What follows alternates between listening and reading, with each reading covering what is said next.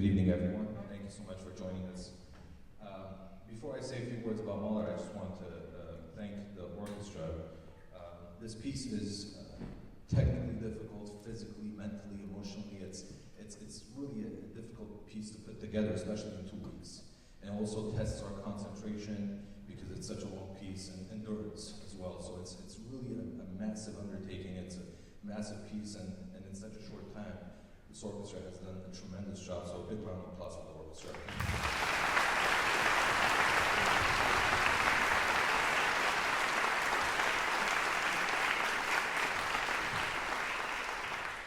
After 2 years of no Mahler Fest, we had planned this symphony for 2020, and then COVID happened. So it's been tough getting back, and the board had to make lots of decisions and logistically make this happen this year. And they've done a fantastic job because they're not just the board that advises the organization; they actually put in a lot of work to put this together. So a round of applause for the board.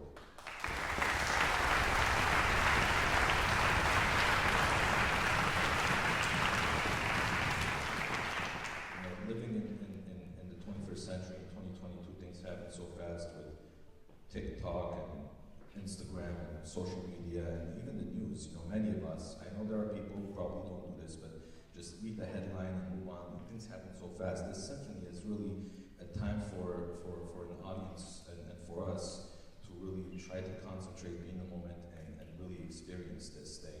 And this symphony is for many of the musicians in the orchestra, the majority of the musicians, it's the first time they're playing the Mahler Night. And for some of the musicians on stage, it's the first time they're playing a Mahler symphony. And for some of my friends who are here, and I know probably many of you, it's the first time you're possibly listening to a Mahler symphony.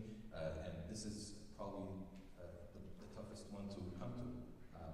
Because it is a tough symphony to experience, and I hope you can take this time, and I know it'll be a life-changing experience if you really go on this journey with us today for an hour and a half.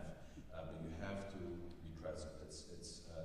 He wrote this symphony shortly after his daughter died, and he just died a couple of years after he completed the symphony, so he never heard the symphony performed. And as I said, in 2020, this was going to happen in 2020, and it didn't happen. So over the past couple of years, I've been reading a lot about the night, and reading a lot about Mahler, and I found something that was short and it really just spoke to me, and I shared this with the orchestra last night, so I want to share it with you before we play the symphony. This is by Adam Fischer, who's a Hungarian conductor. Mahler's Ninth Symphony is not about death, but about dying. Death and dying are two entirely different matters.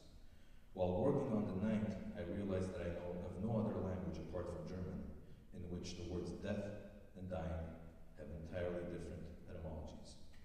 The finale is just one sole extended act of dying, the disintegration of life. The last section, particularly the last page in the orchestra score, describes that situation so perfectly that it surpasses any other depiction, whether it be in literature or the fine arts.